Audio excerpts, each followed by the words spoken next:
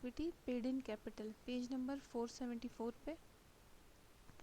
इस चैप्टर में paid in capital या पेड अप कैपिटल भी जिसको कहते हैं, यानी कि शेयर कैपिटल, जो कि शेयर होल्डर्स पैसे इन्वेस्ट करके किसी भी कंपनी का शेयर्स ख़रीद लेते हैं, तो जो पैसे वो प्रोवाइड करते हैं कंपनी को, उसको कंपनी पेड अप कैपिटल या शेयर कैपिटल या पेड इन कैपिटल कहती है। ये हमने डिस्कस करना है इस चैप्टर में। और स्टॉक होल्डर इक्विटी सेक्शन बनाना है किसी भी कॉरपोरेशन की बैलेंस शीट का। कॉरपोरेशन का एक ओवरव्यू दोबारा से देखते हैं। Corporation only form of business organization recognized under the law as legal entity with rights and responsibilities separate from those of its owners. हमने पढ़ा था कि कॉरपोरेशन जो है उसकी एक लीगल हैसियत होती है लॉ में, और उसकी कुछ राइट्स और रिस्पॉन्सिबिलिटीज़ होती हैं, इसीलिए इसको आर्टिफिशियल पर्सन भी कहा जाता है। और ये इसकी जो भी अफेयर्स या डीलिंग्स है वो ओनर से सेपरेट है। इसका मतलब ओनर्स की जो लाइबिलिटी है वो लिमिटेड है। Assets of corporation belong to corporation itself, not to stock holders. जो भी और कॉरपोरेशन के एसेट्स हैं इंक्लूडिंग कैश, वो कॉरपोरेशन के नाम से रजिस्टर्ड होते हैं, उसमें स्टॉक होल्डर का नाम नहीं होता। Corporation is responsible for its own debts and must pay income taxes on its earnings. तो जैसे कि एक आम इंसान को भी अपनी इनकम के ऊपर टैक्स पे करना होता है, इसी तरह कॉरपोरेशन को भी अपनी इनकम के ऊपर टैक्स पे करना होता है। और इसके जो डेट्स हैं उसके लिए शेयर होल्डर्स रिस्पॉन्सिबल नहीं, बल्कि कॉरपोरेशन खुद रिस्पॉन्सिबल है। As a separate legal entity, a corporation has status in court, it may enter into contracts and may sue and be sued if it were a person. जैसे एक normal इंसान होता है, जो उसकी एक लॉ में एक हैसियत होती है, वो कॉन्ट्रैक्ट्स कर सकता है, किसी के साथ एग्रीमेंट्स कर सकता है। सू का मतलब है केस किया जा सकता है किसी इंसान के ऊपर, वो इंसान भी किसी के ऊपर केस कर सकता है अंडर द लॉ। इसी तरह कॉरपोरेशन भी है कि उसकी भी एक इंसान जैसी ही हैसियत है, तो वो भी किसी, अगर उसको कोई नुकसान पहुंचा रहा है तो वो केस कर सकती है, और कोई कॉरपोरेशन के ऊपर भी केस कर सकता है अगर कोई कॉरपोरेशन अगेंस्ट द लॉ कोई प्रैक्टिस कर रही हो, क्योंकि कोर्ट में उसकी एक स्टेटस है, उसकी एक हैसियत है। Paid in capital, stock holders equity of corporation is normally increased in one of two ways. दो तरीके हैं जिससे किसी भी कॉर्पोरेशन की स्टॉक होल्डर इक्विटी पोर्शन जो है वो इंक्रीज होता है। पहला ये कि from contribution by investors in exchange for capital stock called paid in capital और कंट्रीब्यूटेड कैपिटल। तो किसी कंपनी की, कॉर्पोरेशन की स्टॉक होल्डर इक्विटी जो है वो किस तरह से इंक्रीज़ होती है, जब उसके स्टॉक होल्डर्स यानी शेयर होल्डर जो है वो इन्वेस्ट करते हैं पैसे, यानी कि शेयर्स ख़रीद लेते हैं। किस चीज़ के बदले में जो है उनको क्या मिलता है, कंपनी की ओनरशिप मिल जाती है। तो कंपनी को जो पैसे मिलते हैं शेयर्स इशू करने के बदले, उसको कंपनी कैपिटल स्टॉक कहती है, या पेड इन कैपिटल कहती है, या कंट्रीब्यूटेड कैपिटल कहती है, सारे उसी के नाम है। एक तो ये तरीका है जिससे स्टॉक होल्डर्स इक्विटी बढ़ाई जा सकती है। दूसरा है from the retention of profits earn by corporation over time called retained earning. दूसरा तरीका क्या है कि रीटेंड अर्निंग से, कंपनी ने प्रॉफिट्स में से जितना भी कुछ डिविडेंड्स और डेट्स वगैरह पे कर दी, उसके बाद जो कुछ बचा वो वापस कंपनी में इन्वेस्ट कर दिया जाता है, तो उससे भी स्टॉक होल्डर इक्विटी बढ़ जाती है, क्योंकि ये जो अर्निंग्स कंपनी रिटेन कर लेती है इसको दोबारा अपने ऑपरेशंस में इन्वेस्ट करती है, तो स्टॉक होल्डर इक्विटी उससे इंक्रीज़ हो जाती है। The number of shares that a corporation is authorize to issue is mentioned in the article of association. हमने पढ़ा था कंपनी का official document article of association. तो जितने भी शेयर्स एक कंपनी के पास ऑथराइजेशन है कि ये इतने इशू कर सकती है, ऑथराइज शेयर्स का मतलब है कि कितनी अथॉरिटी है कंपनी के पास कि इससे ज़्यादा शेयर्स कंपनी इशू नहीं कर सकती, तो वो आर्टिकल ऑफ एसोसिएशन में मेंशन होता है। When a large amount of stock is to be issued, most corporations use the services of investment banking firm called as underwriter. Normally companies जो है अगर कुछ अमाउंट की शेयर कैपिटल चाहिए और कुछ शेयर्स इशू कर रहे हैं तो कंपनी खुद भी कर लेती है, लेकिन अगर एक बड़ी अमाउंट चाहिए तो उसके लिए कंपनी को बहुत से शेयर होल्डर्स ढूंढने पड़ते हैं, तो वो काम कंपनी खुद से नहीं कर सकती। उसके लिए कंपनी किसी बैंक की या किसी इन्वेस्टमेंट फर्म की सर्विसेज लेती है, जिसको अंडर राइटर कहा जाता है। वो अंडर राइटर के तौर पे काम करता है इस कंपनी के लिए, क्योंकि फिर वो बैंक या वो कंपनी अपने ज़िम्मे ले लेती है कि कंपनी कॉरपोरेशन के सारे जो शेयर्स हैं वो उसके लिए शेयर होल्डर्स ढूंढने, उनको सेल करना है और पैसे लेने। तो ये बैंक, ये अंडर राइटर करता क्या है, ये कंपनीज को सारे अथॉरिटी दे देती, ये शेयर्स हैं, इतनी पार वैल्यू है, इतना टोटल कैपिटल हमें चाहिए। तो बैंक जो है विद इन शॉर्ट नोटिस, एक स्पेसिफाइड टाइम होता है उसके अंदर अंदर बैंक वो शेयर जो है सेल कर देता है, और जो कैपिटल है वो कंपनी को प्रोवाइड कर देता है, और फिर बदले में इसकी एक फ़ीस होती है। पार वैल्यू देखते हैं क्या है, क्योंकि सारे कॉन्सेप्ट रिवाइज होंगे इस चैप्टर में। पार वैल्यू लीगल कैपिटल पर शेयर, वो मिनिमम अमाउंट जिसके ऊपर कंपनी जो है वो शेयर्स इशू करती है वो पार वैल्यू कहलाती है, इसको लीगल कैपिटल भी कहा जाता है। When shares are issued at price above than par value, the capital stock account is credited with par value of issued shares, and separate account additional paid in capital is credited for excess of selling price over par. Par value हमने कहा था कि minimum amount है, कम से कम वो amount जिसके ऊपर company ने शेयर इशू करने हैं उससे कम पे नहीं। लेकिन पार वैल्यू और मार्केट वैल्यू दो अलग अलग चीज़ें हैं। मार्केट वैल्यू का मतलब है कि अभी मार्केट में आपके शेयर की प्राइस क्या चल रही है।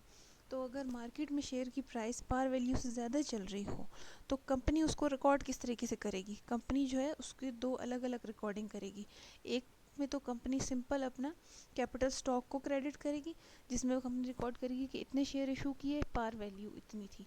लेकिन जो एक्स्ट्रा अमाउंट होगी उसको कंपनी एक अलग से हेडिंग में रिकॉर्ड करेगी, जिसको एडिशनल पेड इन कैपिटल कहा जाता है, जो ये शो करता है कि पार वैल्यू से एक्स्ट्रा एक्सेस पे कंपनी के शेयर कितनी एक्स्ट्रा अमाउंट पे सेल हो रहे हैं, जो कि कंपनी की अच्छी पोजीशन को, मार्केट में अच्छी पोजीशन को शो करती है। फॉर एग्जांपल, इसको एग्जांपल से समझते हैं। ABC company issues 10,000 shares at a price of $10 पर शेयर। पार वैल्यू इज़ $2 पर शेयर। एक कंपनी है जिसने 10,000 शेयर्स इशू किए, पार वैल्यू इन्होंने डिसाइड की थी मिनिमम $2 होगी। लेकिन क्योंकि कंपनी फेमस है और इसके शेयर्स जो है वो इन्वेस्टर्स में इनकी काफ़ी फेमस हैं, तो इन्वेस्टर्स ने जो है मार्केट में इसकी वैल्यू $2 से बढ़ के $10 पे हो गई, और अब जो शेयर सेल हो रहे हैं वो $10 पे हो रहे हैं। तो कंपनी ने 10,000 शेयर सेल किए हैं, एक शेयर की प्राइस $10 पे सेल की है। अब इसको रिकॉर्ड किस तरीके से करना है।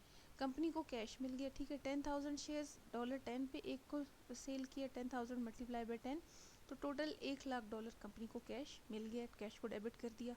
कैपिटल स्टॉक हम क्रेडिट करते थे। कैपिटल स्टॉक मतलब ये पैसे हमें किस तरह से मिले, शेयर इशू करके। कैपिटल स्टॉक किस तरह आएगा, पार वैल्यू पे हमेशा हम मल्टीप्लाई करते थे तो कैपिटल स्टॉक आता था। तो 10,000 मल्टीप्लाई बाय $2 पार वैल्यू थी, तो हमारे पास 20,000 रुपये आ गए। अब हमने लिखना है कि ये तो पार पे कंपनी ने 20,000 अर्न कर लिए, लेकिन कंपनी ने एक्स्ट्रा कितने अर्न किए हैं। वो एक्स्ट्रा जो मार्केट प्राइस ज़्यादा होने की वजह से अर्न किए हैं वो किस तरह आएंगे, पार और मार्केट प्राइस का डिफरेंस। मार्केट प्राइस $10 थी और पार 2 थी। 10 में से 2 को जब माइनस करेंगे तो डिफरेंस आएगा $8। तो हम लिखेंगे 10,000 शेयर्स मल्टीप्लाइड बाय 8, ये हो जाएंगे 80,000। इसे हम कहेंगे एडिशनल पेड इन कैपिटल। यानी कि इसका मतलब ये है कि कंपनी नॉर्मली $20,000 कमाने का सोच रही थी, अपने शेयर इशू करके $20,000 कैश अपना रिसीव करने का सोच रही थी। लेकिन मार्केट वैल्यू ज़्यादा होने की वजह से कंपनी ने एडिशनल यानी एक्स्ट्रा कितने पैसे रिसीव कर लिए, 80,000 एक्स्ट्रा रिसीव किए। 20,000 तो वो थे जो कि पार पे रिसीव किए, जो कि हर हाल में करने ही थे क्योंकि पार से कम पे नहीं कर सकती। लेकिन एक्स्ट्रा कितने रिसीव किए, $80,000 रिसीव किए। तो दोनों मिला के कंपनी ने $1,00,000 कैश रिसीव किया।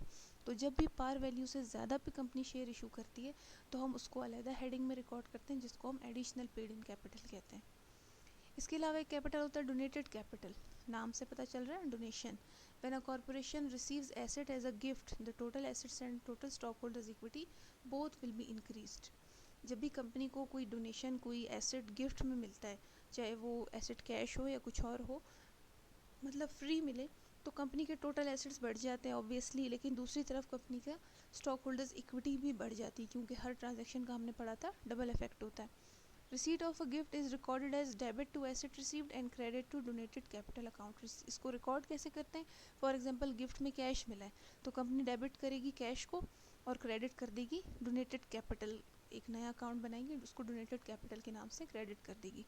Donated capital stock holder equity या बैलेंस शीट में कहाँ आता है, स्टॉक होल्डर इक्विटी सेक्शन में ही आता है, जहाँ हम बाकी capital stock additional paid in capital लिखेंगे, उसी के नीचे हम डोनेटेड कैपिटल भी लिखते हैं। अब हमने क्वेश्चंस करने हैं, उसके लिए हम फार्मूलाज देखते हैं।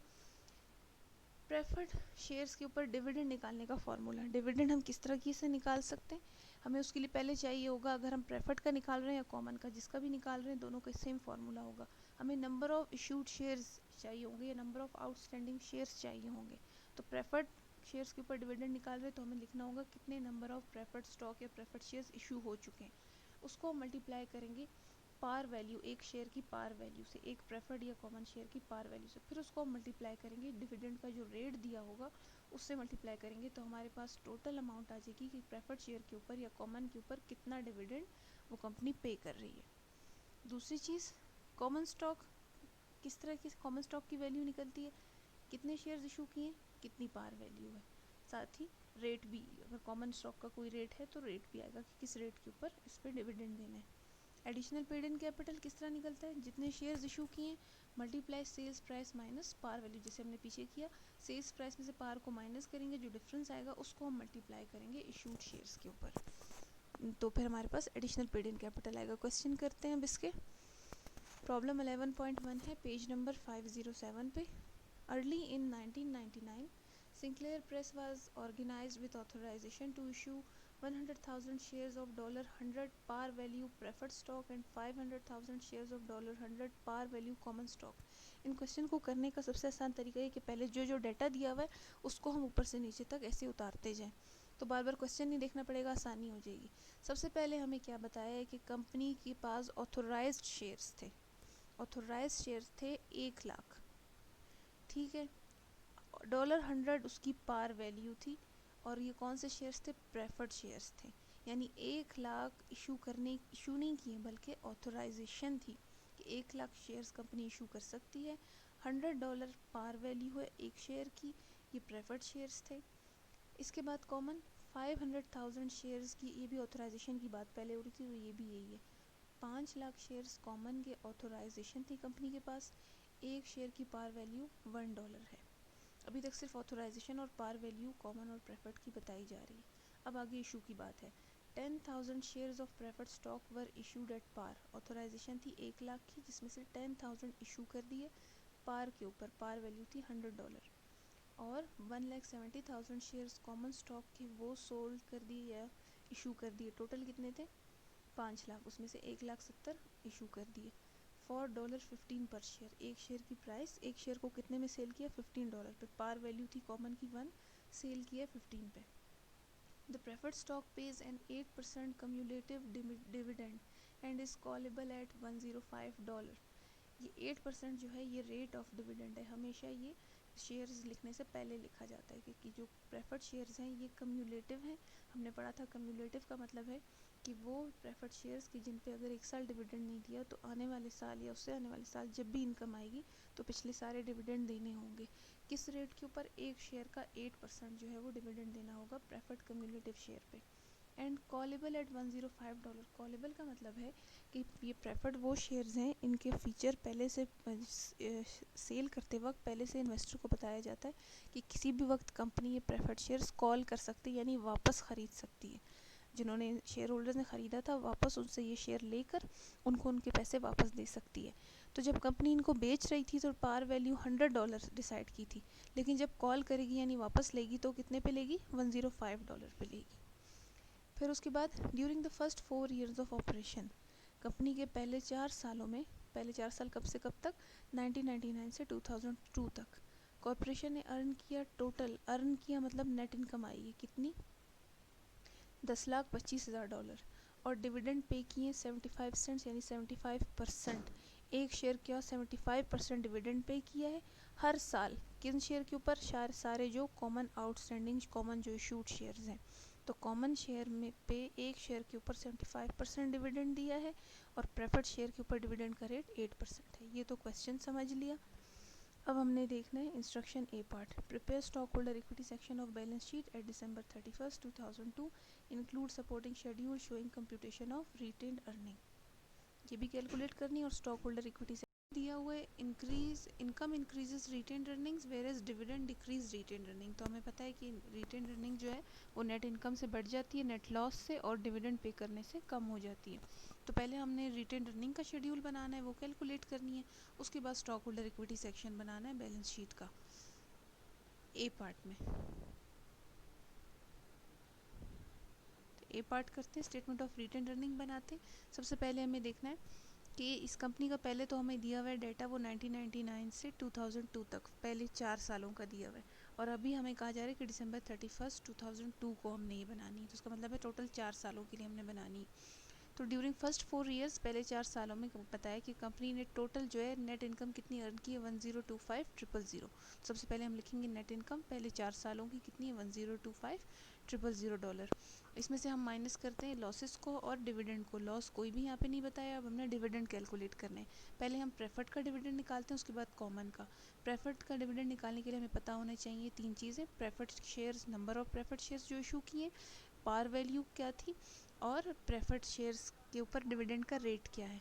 तो यहाँ हमें पहली लाइन में बताया था, सेकंड लाइन में, कि 10,000 shares of preferred stock issue किए। 10,000 नंबर ऑफ शेयर्स हैं, पार वैल्यू क्या है, एट पार। पार वैल्यू पहली लाइन में बताई थी $100 पार वैल्यू है। 10,000 नंबर ऑफ शेयर्स है, $100 पार वैल्यू है। रेट ऑफ डिविडेंड क्या है, 8%। तो हम किस तरह करेंगे, प्रेफर्ड डिविडेंड्स 10,000 शेयर्स है मल्टीप्लाइड बाई 8 डिवाइडेड बाई 100, 8% इसका रेट है, $100 पार वैल्यू है। तो इनको मल्टीप्लाई करेंगे तो एक साल के डिविडेंड की वैल्यू आ जाएगी, लेकिन हमें 4 सालों का डिविडेंड निकालना है, क्योंकि हमें बताया जा रहा है कि जो नेट इनकम है ये टोटल 4 सालों की है।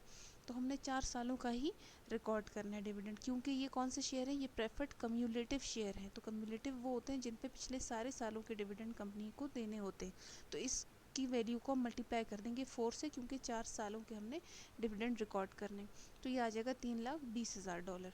इसके बाद प्रेफर्ड के बाद हमें कॉमन का निकालना है। कॉमन के लिए भी हमें यही चीज़ें चाहिए। Number of common shares issued हमें बताया है कि 5 लाख ऑथोराइज थे, इशू कितने किए, 1,70,000 शेयर। थर्ड लाइन में बताया कॉमन स्टॉक के इशू की नंबर ऑफ शेयर्स आ गए।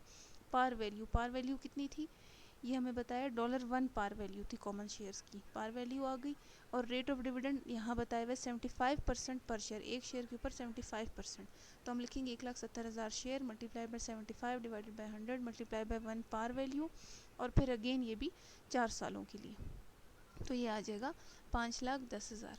रिटेन अर्निंग दिसंबर 31, 2002 को टोटल कैसे आएगी, नेट इनकम में से प्रेफर्ड के डिविडेंड और कॉमन के डिविडेंड माइनस करेंगे तो $1,95,000 हमारी रिटेन अर्निंग आ जाएगी। अब इसके बाद हमने स्टॉक होल्डर इक्विटी सेक्शन बनाना है बैलेंस शीट का। यहाँ जो प्रेफर्ड शेयर्स हैं वो तो कम्यूलेटिव थे, इसलिए हमने उनका 4 सालों का डिविडेंड निकाल लिया। लेकिन कॉमन का क्यों निकाला, कॉमन का इसलिए निकाला क्योंकि इस क्वेश्चन में हमें बताया हुआ है, इसी जो इंस्ट्रक्शन से पहले लास्ट लाइन है कि and the corporation and total इतनी एंड पेड डिविडेंड ऑफ 75% पर share in each year on it's outstanding common stock. हमें बताया है कि कॉमन स्टॉक के ऊपर भी हर साल डिविडेंड पे किया। अगर ये बात ना बताई होती तो फिर हम सिर्फ करंट जो ईयर है जिसमें इनकम आई है सिर्फ उस साल का हम डिविडेंड पे करते। तो हम कम्युलेटिव प्रेफर्ड में पिछला सारा डिविडेंड पे करते हैं, बाकियों में नहीं करते जब तक कि बताया ना हो। तो यहाँ पे बताया गया है कि चारों सालों में कंपनी ने जो है वो कॉमन स्टॉक पर भी डिविडेंड दिए, इसलिए हमने कॉमन को भी 4 ईयर से मल्टीप्लाई किया था।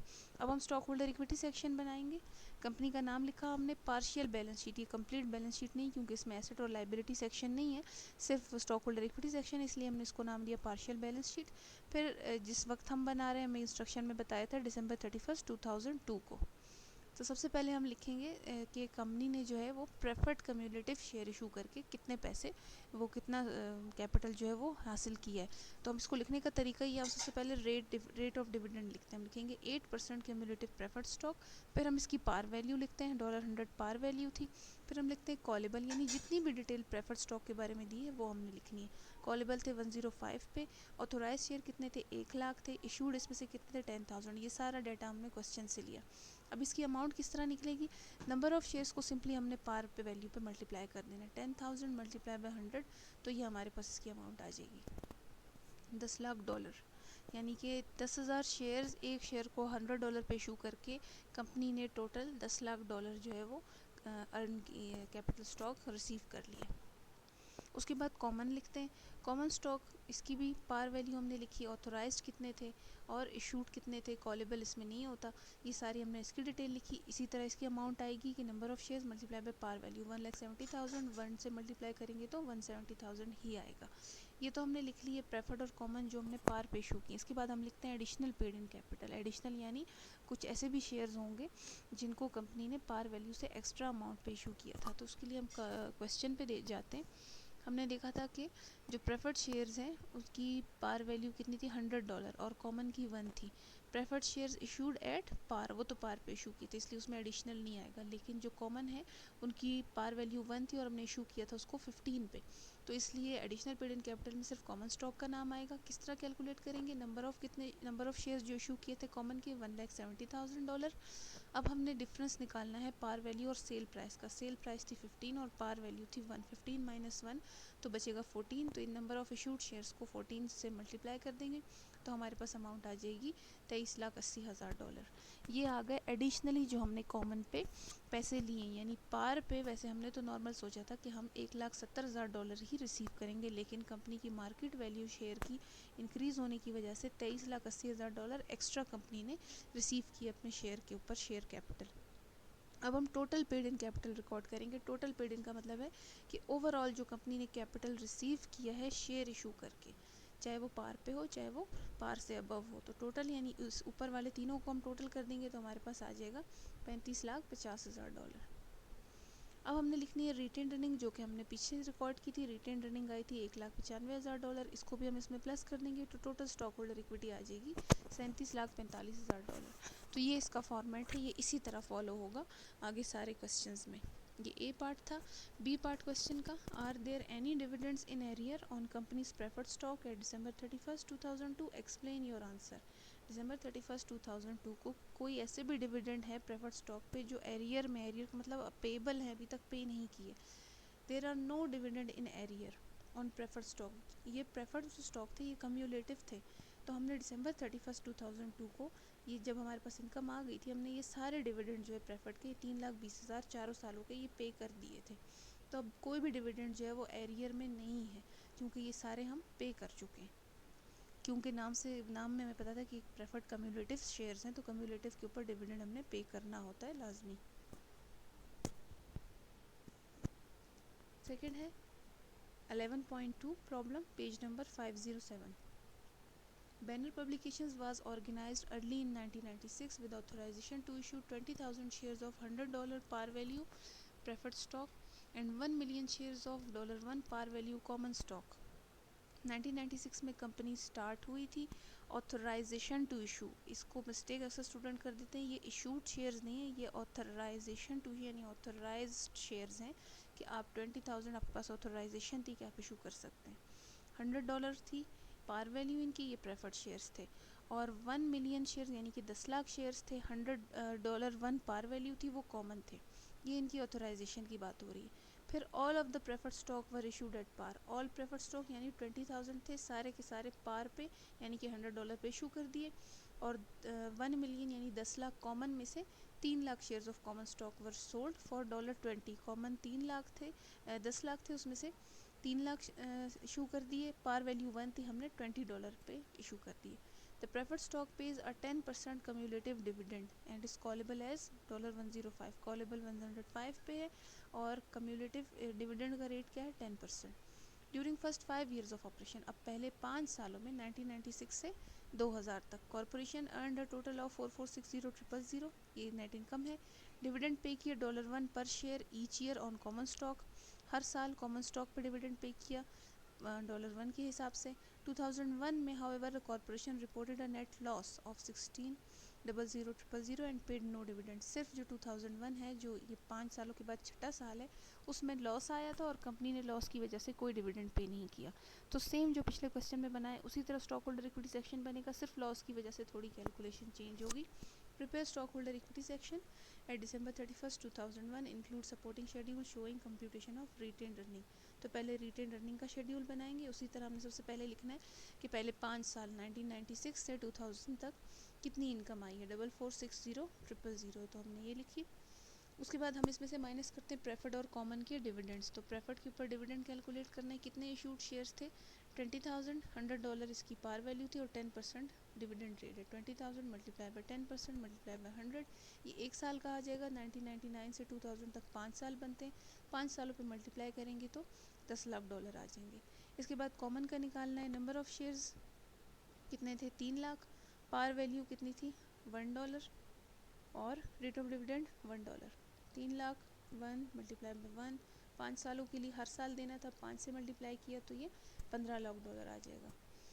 अब ये हमारे पास रिटेन अर्निंग आ जाएगी, इन सबको प्लस करेंगे तो रिटेन अर्निंग आ जाएगी पहले 5 सालों की 99 से 2000 तक। लेकिन हमें कहा जा रहा है कि आप स्टॉक होल्डर इक्विटी सेक्शन बनाएं कब, 2001 को। तो 2001 में कंपनी का नेट लॉस आया था, नेट लॉस को अब हम इसमें से माइनस कर देंगे। 16 लाख नेट लॉस आया था 2001 का, जब माइनस करेंगे तो रिटेन अर्निंग 2001 तक आ जाएगी $3,60,000। अब हमने जो है दोबारा से बैलेंस शीट बनानी है इस कंपनी की। कंपनी का नाम बैनर पब्लिकेशन कैपिटल में, पार्शियल बैलेंस शीट है, दिसंबर 31, 2001 को बना रहे हैं। सबसे पहले हमने लिखना है कि कितना कैपिटल कंपनी के पास आया प्रेफर्ड कम्युलेटिव शेयर इशू करके, वही format, rate of dividend, cumulative preferred stock, उसकी पार वैल्यू, कॉलेबल उसकी प्राइस, ऑथोराइज शेयर कितने 20,000, इशू कितने किए 20 किए। कैसे अमाउंट आएगी 20,000 issued share multiplied by $100 par value, तो ये आ जाएगा $20 लाख। फिर कॉमन का निकालना है, $1 पार वैल्यू थी ऑथोराइज शेयर्स इसके और इशूड शेयर्स 1 मिलियन यानी कि 10 लाख, तो 3 लाख इशूड थे मल्टीप्लाई बाय 1 पार वैल्यू, तो 3 लाख आ जाएगा। इसके बाद हमने एडिशनल निकालना है। दोबारा से हम देख रहे हैं कि क्वेश्चन पे आते हैं, पार वैल्यू प्रेफर्ड की कितनी थी $100, और यहाँ पे कहा था कि सारे के सारे preferred stock were issued at par, तो इसलिए इस पर एडिशनल कुछ नहीं है। लेकिन कॉमन पार वैल्यू $1 थी, सेकंड लाइन में बताया, और थर्ड में बताया इशू किया था 20 पे, इसका मतलब एडिशनल है। तो common stock number of issued shares कितने थे 3 लाख, एडिशनल कैसे निकलेगा, सेल प्राइस क्या थी 20 और पार वैल्यू थी 1, 20 माइनस 1 19 आ जाएगा, 19 से मल्टीप्लाई करेंगे तो 57 लाख। इसका मतलब है कि 3 लाख जो है कंपनी ने पार पे कैपिटल रिसीव किया और 57 लाख एक्स्ट्रा रिसीव किया मार्केट वैल्यू कॉमन शेयर्स की ज़्यादा होने की वजह से। अब total paid in capital in तीनों को प्लस कर देंगे, टोटल पेड इन कैपिटल आ गया, पीछे से रिटेन रनिंग 3,60,000 वो प्लस करेंगे, तो टोटल स्टॉक होल्डर इक्विटी आएगी 8360 000 लाइन और डॉलर साइन आखिर में इसके मस्ट है। B part, draft a note to a company financial statement disclosing any dividend in arrear at the end of 2001। अब कंपनी की फाइनेंशियल स्टेटमेंट के नीचे एक नोट्स होते हैं जो इसके फाइनेंशियल स्टेटमेंट की डिटेल बता रहे होते हैं। तो यहाँ बताया है कि बैलेंस शीट है, इसके नीचे एक नोट आप लिखें जिसमें ये बताएं कि ईयर 2001 के एंड में कोई डिविडेंड एरियर में मौजूद है, कोई ऐसे डिविडेंड है जो अब तक पे नहीं किए। आंसर हमने लिखा है the dividend on 10% cumulative preferred stock $100 par value 20,000 issued shares amounting 200,000 were in arrear on December 31, 2001। ये कैसे हमें पता चला, $2 लाख के हम कह रहे हैं। अगर इसकी कैलकुलेशन हम देखें तो December 31